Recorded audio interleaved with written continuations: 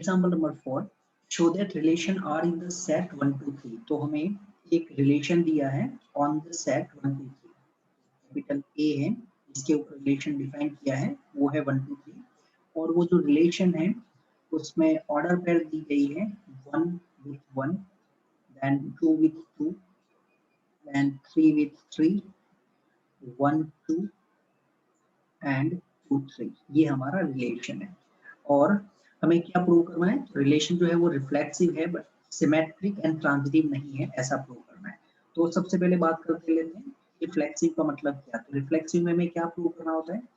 तो इसके ऊपर रिलेशन डिफाइन किया गया है वो सेट के हर एक एलिमेंट के लिए। जैसे कि अगर रिलेशन कैपिटल ए के ऊपर डिफाइन किया गया है तो for every A belongs to capital A क्या होना चाहिए?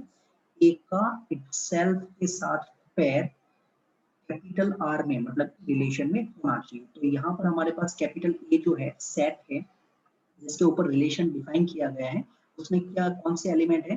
तो 1 बिलोंग्स टू ए, बराबर 1 बिलोंग्स टू ए। तो हमें क्या चेक करना पड़ेगा?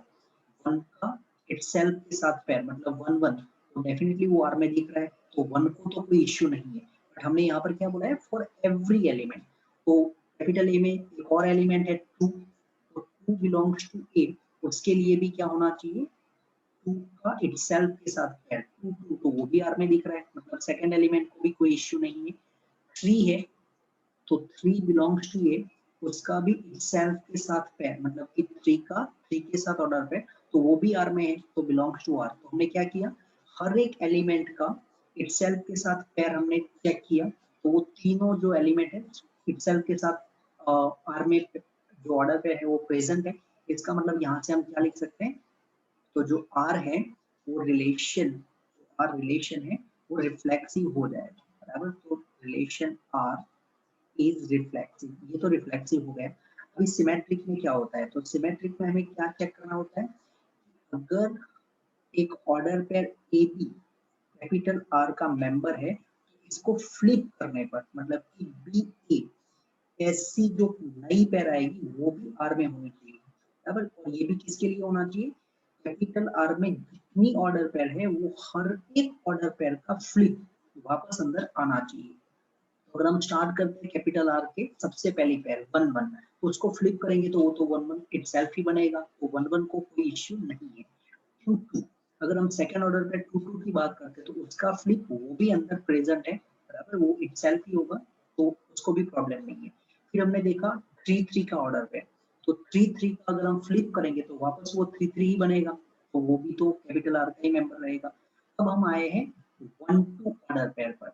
तो अगर हम ये बोले कि 1 2 की जो ऑर्डर पेयर है वो आर में प्रेजेंट है, अब हमें तो क्या करना होता है? हर एक ऑर्डर पेयर का फ्लिप करना होता है। तो हमने 1 2 को फ्लिप किया तो क्या मिला? 2 1 मिला। अब ये 2 1 जो है वो तो आर में नहीं है, तो this one is not in are. और अगर ये आर में नहीं है तो फिर हम क्या बोलेंगे कि ये जो रिलेशन है वो सिमेट्रिक नहीं है। हमें क्या करना होता है? जितनी भी आर में ऑर्डर पेयर है वो हर एक ऑर्डर पेयर का फ्लिप चेक करना है।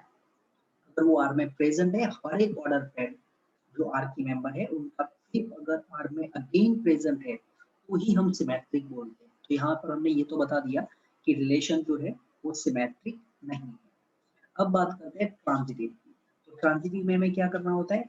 A B, A and B का ऑर्डर पेयर अगर आर में है, बी से नया ऑर्डर पेयर कोई चालू हो रहा है, मान लो कि बी सी आर में है, तो हमें प्रूव करना होता है ए एंड सी का ऑर्डर पेयर आर में होना चाहिए, बराबर। तो यहाँ पर हम क्या करते हैं? डायरेक्टली 1 2 को लेते हैं, 1 एंड 2 मतलब कि ट्रांजिटिव है या नहीं है उसके लिए आपको क्या चेक करना होता है मेनली? तो जहाँ पर एलिमेंट सेम है वो वाली ऑर्डर पेयर आप छोड़ सकते हैं। जैसे कि यहाँ पर 1 1 है तो मैंने उसके लिए कुछ बोला ही नहीं, 2 2 इनको भी चेक करने की कोई जरूरत नहीं है।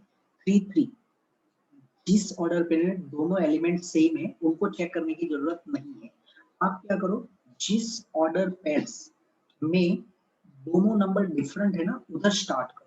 तो हमने क्या देखा कि 1 आर में है, अब 1 2 आर में है, फिर क्या 2 से कोई नया ऑर्डर पेयर चालू हो रहा है?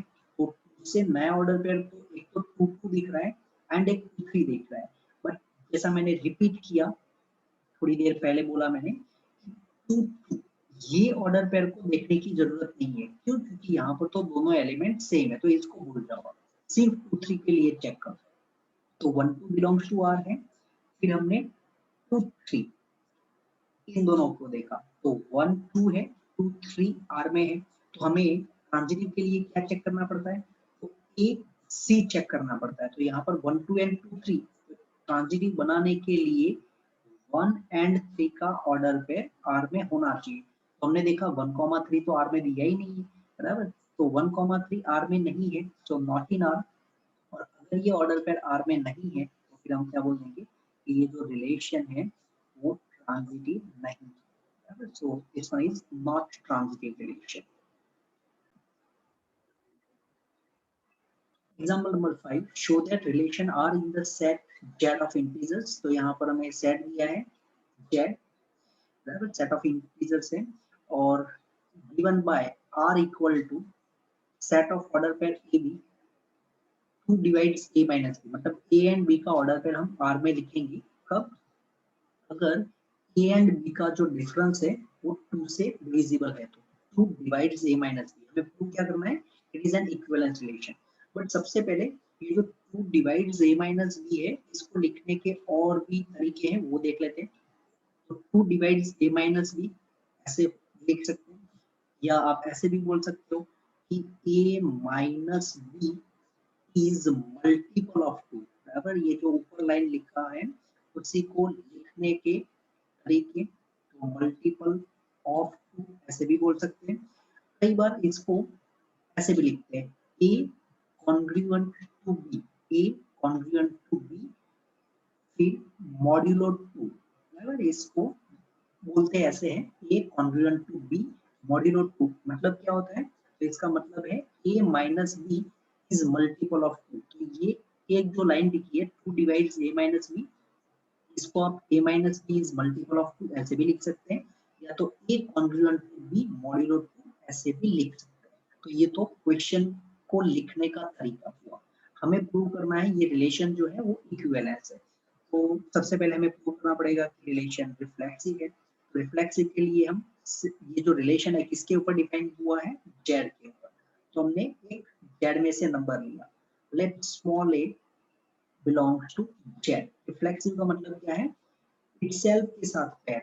तो a का इटसेल्फ के साथ पेयर, ये हमें कैपिटल आर में प्रेजेंट है ऐसा प्रूव करना है।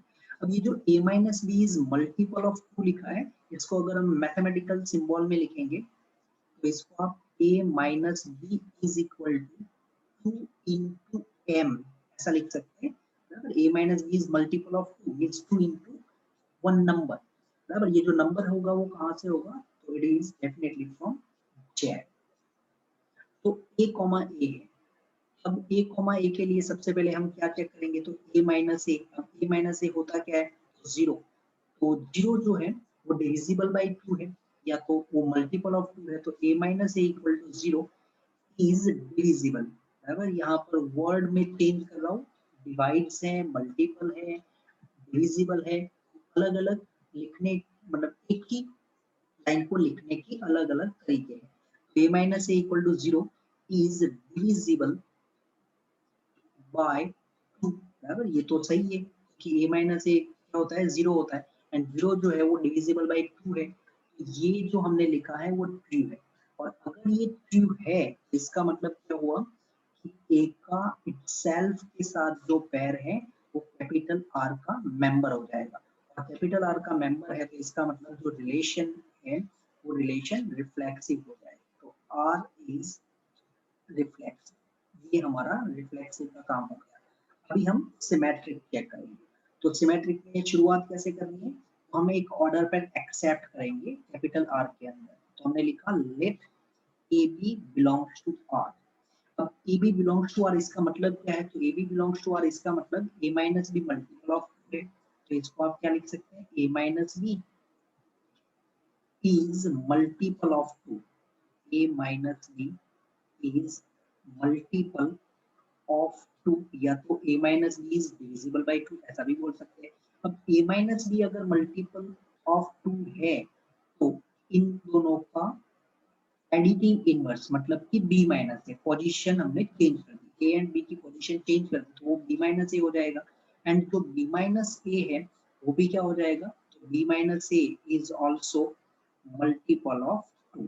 अगर आपको यही चीज मैथ्स के सिंबल में लिखनी है तो इसको आप ऐसे बोल सकते हो कि देखो a माइनस बी 2 का मल्टीपल है, इसका मतलब a माइनस बी क्या हो जाएगा, तो 2 into m, where m belong to z।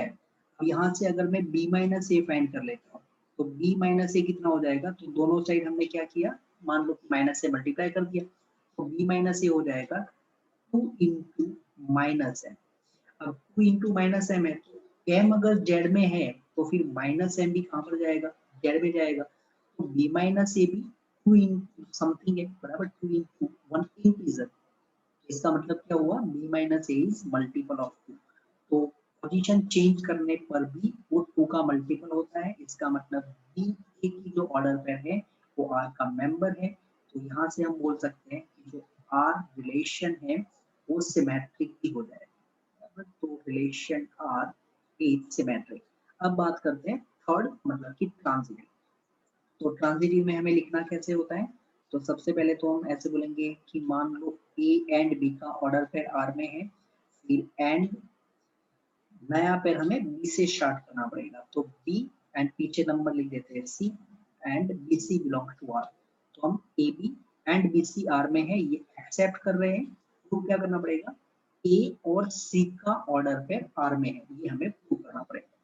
तो AB belongs to R, AB belongs to R इसका मतलब क्या, तो इसका मतलब है A minus B is multiple of 2। तो multiple of 2 इसको हम ऐसे भी तो लिख सकते हैं, तो A minus B is multiple of 2 that is 2 into M। फिर and BC belongs to R इसका मतलब है B minus C is also multiple of 2, तो इसको आप लिख सकते हैं 2 into N। यहाँ पर M and N क्या है, तो M and N जो है वो दो इंटीजर है, तो बिलोंग्स टू Z।